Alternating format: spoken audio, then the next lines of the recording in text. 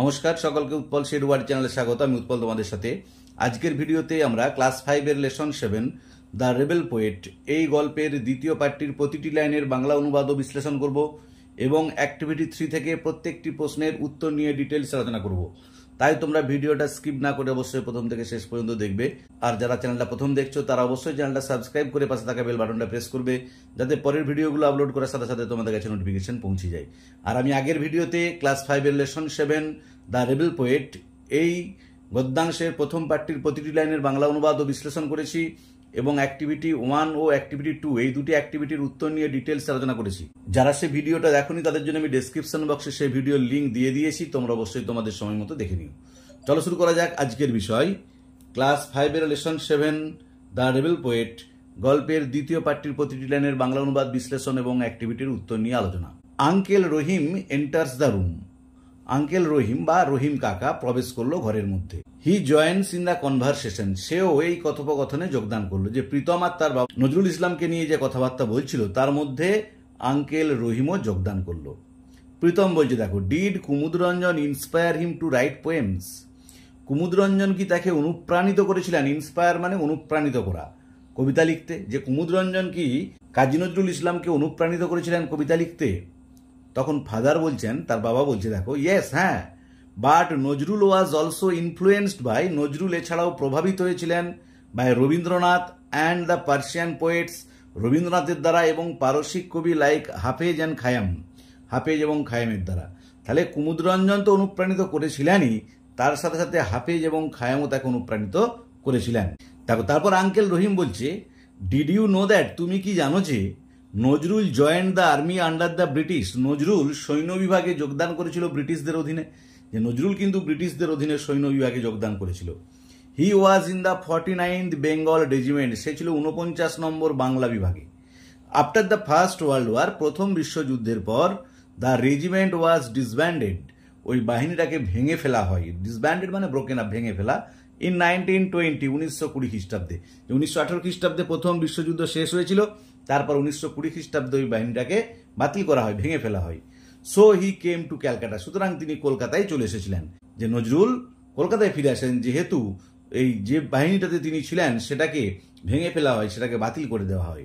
দেখো, তখন ফাদার বলছেন, মানে রহিমের বাবা তখন বলছে, অ্যাট দ্যাট টাইম, সেই সময়, Indians had Ryzen against the British rule, ভারতীয়রা ব্রিটিশ শাসনের বিরুদ্ধে রুখে দাঁড়িয়েছিল। রাইজেন মানে উঠে পড়া, জাগ্রত হওয়া, মানে বিরুদ্ধাচরণ করা, যে ব্রিটিশ শাসনের বিরুদ্ধে তারা বিরুদ্ধাচরণ শুরু করেছিল।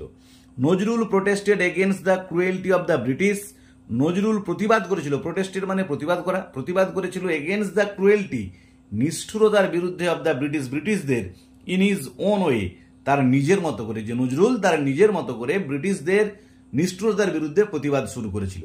ইনফ্যাক্ট বাস্তবিক ক্ষেত্রে he also started writing poems, তিনি এছাড়াও শুরু করেছিলেন কবিতা লিখতে, এসেস প্রবন্ধ লিখতে, অ্যান্ড সংস এবং গান লিখতে, টু ভয়েস হিজ প্রোটেস্ট, তার প্রতিবাদ বা বিরুদ্ধাচারণের জন্য।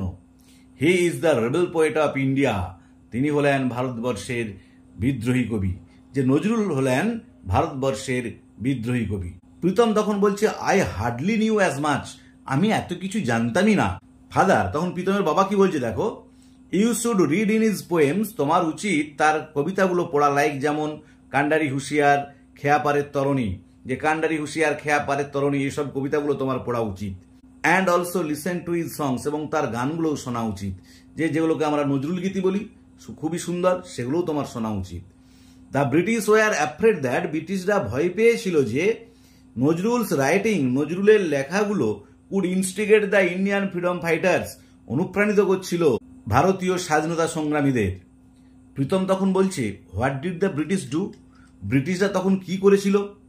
দেখো, আঙ্কেল রহিম বলছে, দ্য ব্রিটিশ গিভ পারটার্বড, ব্রিটিশরা খুবই চিন্তিত হয়ে উঠেছিল। পারটার্বড মানে ওরিড, খুবই চিন্তিত হওয়া। ফাদার, দেখো, রহিমের বাবা তখন বলছে, ইন 1922, 1922 খ্রিস্টাব্দে, নজরুল স্টার্টেড এ ম্যাগাজিন, ধূমকেতু, নজরুল ধূমকেতু নামে একটা পত্রিকা শুরু করেন, হোয়ার হি পাবলিশড, যেথায় সে প্রকাশ করেছিল আনন্দময়ীর আগমনে এ পোয়েম, আনন্দময়ীর আগমনে বলে একটা কবিতা। দেখো, আঙ্কেল রহিম তখন বলছে, দ্য ব্রিটিশ রেডেড, ব্রিটিশরা অভিযান চালিয়েছিল দ্য অফিস অফ ধূমকেতু, ধূমকেতুর অফিসকে। যে ধূমকেতু পত্রিকার অফিসে অভিযান চালায়, the poet was arrested from Comilla, কবিকে বন্দি করা হয় কুমিল্লা থেকে। প্রীতম তখন বলছে হোয়াট হ্যাপেন্ড দেন, তারপর কি ঘটেছিল। দেখো ফাদার, তখন প্রীতমের বাবা বলছে he was transferred to the Hooghly jail, তাকে হুগলি জেলেতে স্থানান্তরিত করা হয়। And there he began fasting, এবং সেখানে তিনি উপবাস শুরু করেন। যে নজরুলকে যখন হুগলি জেলে ট্রান্সফার করা হয়েছিল, স্থানান্তরিত করা হয়েছিল, তিনি হুগলি জেলের মধ্যে উপবাস, ফাস্ট মানে উপবাস শুরু করেছিলেন। It was his way of protesting, এটা ছিল তার পথ, কিসের পথ? অফ প্রোটেস্টিং, প্রতিবাদের।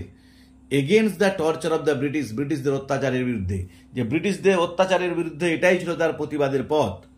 দেখো তখন প্রীতম বলছে for how many days did he fast father, বাবা সে কতদিন উপবাস করেছিল। দেখো ফাদার, তখন প্রীতমের বাবা বলছে he fasted for more than a month, তিনি 1 মাসেরও বেশি উপবাস করেছিলেন। ইন ডিসেম্বর 1923, 1923 খ্রিস্টাব্দের ডিসেম্বর মাসে হি ওয়াজ রিলিজড ফ্রম জেল, তাকে জেল থেকে ছেড়ে দেওয়া হয়েছিল, মুক্ত করা হয়েছিল। দেখো প্রীতম তখন বলছে thank you so much father, অনেক ধন্যবাদ বাবা। Now I will be able to sing, এখন আমি সক্ষম হব গাইতে কারারই লৌহ কপাট, কারারই লৌহ কপাট গানটা উইথ জিল অ্যান্ড প্যাশন, শক্তি এবং অনুভূতি দিয়ে, আবেগ দিয়ে। I am so proud that, আমি এতই গর্বিত যে the teacher has selected me for singing, শিক্ষক মহাশয় আমাকে গান গাওয়ার জন্য নির্বাচিত করেছেন বলে, যে শিক্ষক মহাশয় আমাকে গান গাওয়ার জন্য নির্বাচিত করেছেন বলে আমি খুবই গর্বিত। আঙ্কেল রহিম তখন বলছে then let's hear you sing, তাহলে চলো তোমার গান শুনি। We will sing along with you as well, আমরাও তোমার সাথে গানটা গাইবো। দেখো এখানে ওয়ার্ডরোবে কতগুলো ওয়ার্ডের মিনিং দিয়ে আছে, আমি আগেও বলেছি, এগুলো কিন্তু খুব ভালো করে দেখে যাবে, কারণ সিন থাকে ওয়ার্ড মিনিং পড়ে। দেখো ডিসব্যান্ডেড মানে ব্রোকেন আপ, ভেঙে ফেলা। রেবেল মানে যেটাকে বিদ্রোহী বলা হয়, person who fight against authority. Instigate অনুপ্রাণিত করা। Argue to act. পার্টার্ড মানে চিন্তিত। ওরিড, রেড মানে অভিযান চালানো। Surprise visit by the police. Fasting মানে উপবাস। Going without food. জিল মানে শক্তি, গ্রেট এনার্জি। প্যাশন মানে হচ্ছে আবেগ, ডিপ লাভ। তাহলে এতক্ষণ আমরা class 5 lesson 7 the rebel poet এই গল্পের দ্বিতীয় পার্টটির প্রতিটি লাইনের বাংলা অনুবাদ করলাম। এরপর অ্যাক্টিভিটির উত্তর নিয়ে ডিটেলসে আলোচনা করব। দেখো অ্যাক্টিভিটি 3-তে কি বলা আছে, টিক দ্য রাইট আনসার, সঠিক উত্তরে টিক চিহ্ন দাও। আমি তোমাদের সুবিধার জন্য উত্তরগুলো দাগ দিয়ে দিয়েছি। দেখো প্রত্যেকটাতে 3টে করে অপশন দেওয়া আছে, অল্টারনেটিভ বিকল্প দেওয়া আছে, তার মধ্যে যেটা সঠিক হবে সেটাই দাগ দিতে বলা আছে।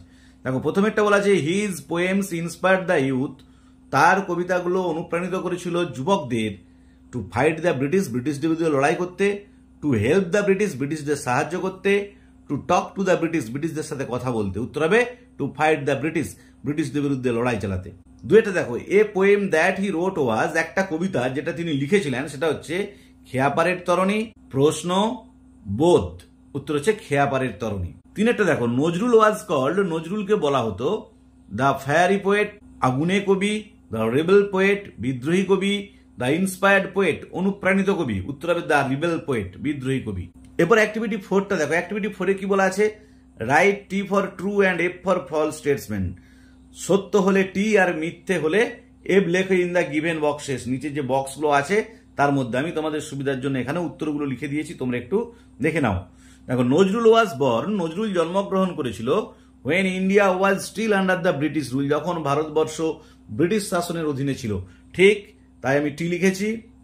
বিয়েটা দেখো Nazrul was not attracted to folk theatre, Nazrul লোকনাটক যেটাকে আমরা যাত্রা বলে থাকি তার প্রতি আকৃষ্ট ছিলেন না, এটা মিথ্যা, তাই আমি এব লিখেছি।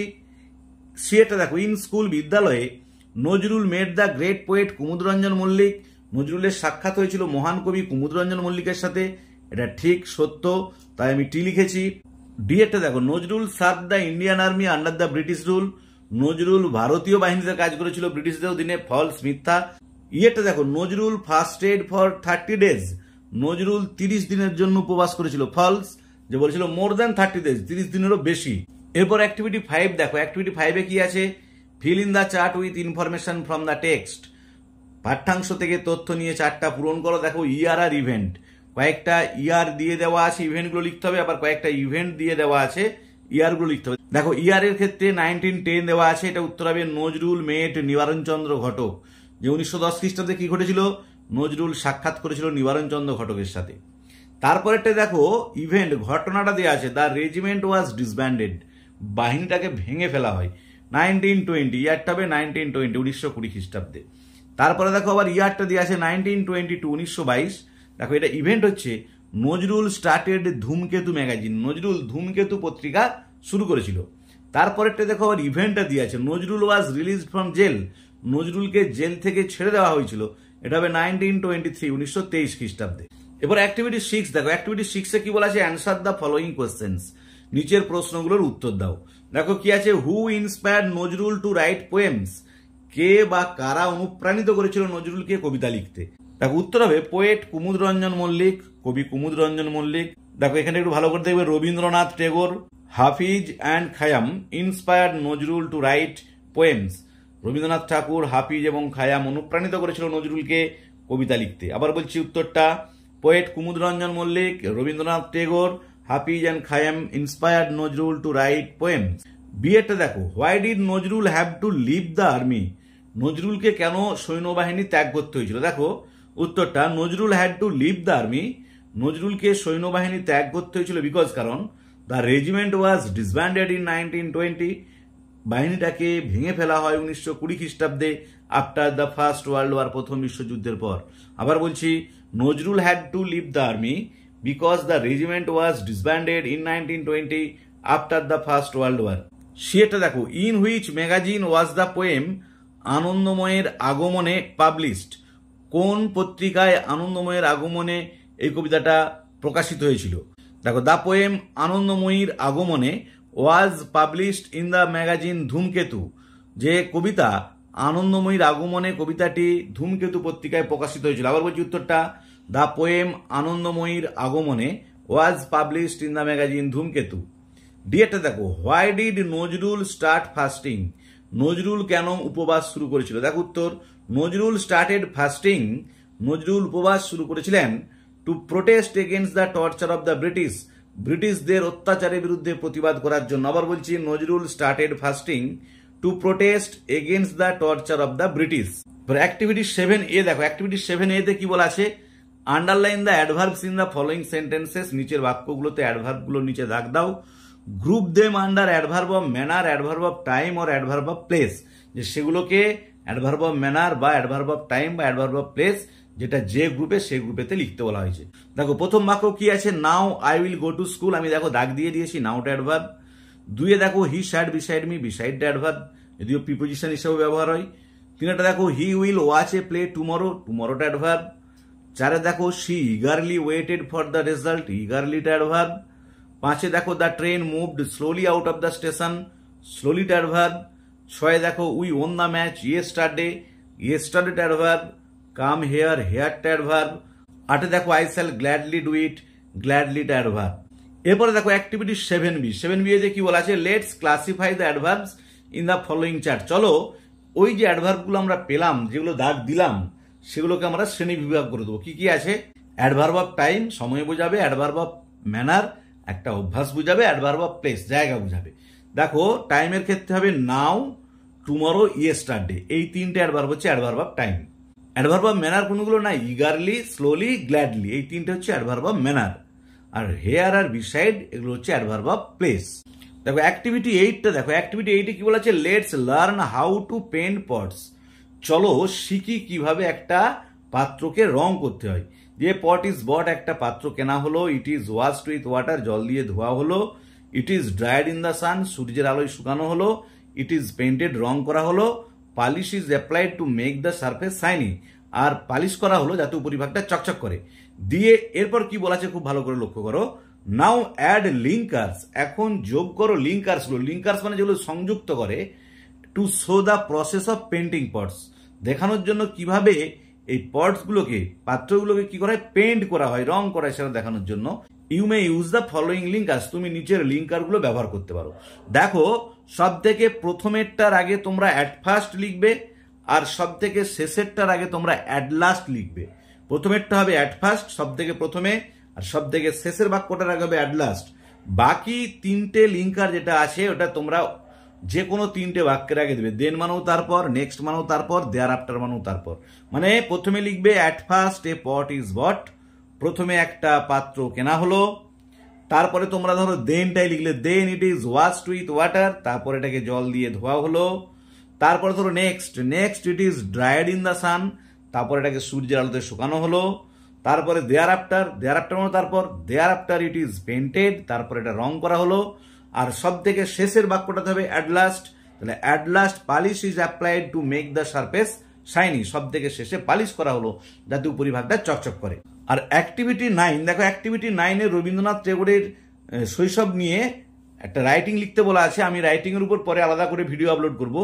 তাই আজকের ভিডিওতে আমরা ক্লাস 5 এর লেসন 7 দ্য রেবেল পোয়েট এই গদ্যাংশের দ্বিতীয় পাঠটির প্রতিটি লাইনের বাংলা অনুবাদ বিশ্লেষণ করলাম এবং অ্যাক্টিভিটি 3 থেকে অ্যাক্টিভিটি 8 পর্যন্ত প্রতিটি প্রশ্নের উত্তর নিয়ে ডিটেলস আলোচনা করলাম। ভিডিওটা ভালো লেগে থাকলে অবশ্যই লাইক, শেয়ার ও কমেন্ট করে জানাবে। আর যারা চ্যানেলটা আজ প্রথম দেখছো বা চ্যানেলটা এখনো সাবস্ক্রাইব করোনি, তারা অবশ্যই চ্যানেলটা সাবস্ক্রাইব করে পাশে থাকা বেল বাটনটা প্রেস করবে, যাতে পরের ভিডিওগুলো আপলোড করার সাথে সাথে তোমাদের কাছে নোটিফিকেশন পৌঁছে যায়। আর আমি অলরেডি ক্লাস 5 এর লেসন 7 এর প্রথম পার্টটার প্রতিটি লাইনের বাংলা অনুবাদ এবং অ্যাক্টিভিটি 2 পর্যন্ত প্রত্যেকটি প্রশ্নের উত্তর নিয়ে ভিডিও আপলোড করেছি। এছাড়াও প্রথম 6টি লেসনের প্রতিটি লাইনের বাংলা অনুবাদ বিশ্লেষণ, প্রত্যেকটি অ্যাক্টিভিটির উত্তর নিয়ে অলরেডি ভিডিও আপলোড করেছি। সেসব ভিডিওর লিঙ্ক আমি ডেসক্রিপশন বক্সে দিয়ে দিয়েছি, তোমরা দেখে নিও। আর ক্লাস 5 এর উপযুক্ত আর্টিকেলের ব্যবহার, প্রিপোজিশনের ব্যবহার, subject verb agreement, subject predicate এসব নিয়েও ভিডিও আপলোড করেছি। সেসব ভিডিওর লিঙ্ক আমি ডেসক্রিপশন বক্সে দিয়ে দিয়েছি, তোমরা অবশ্যই তোমাদের সময় মতো দেখে নিও। ভালো থেকো, ধন্যবাদ। পরের ভিডিওতে আমরা ক্লাস 5 এর লেসন 8 নিয়ে ডিটেলস আলোচনা করব।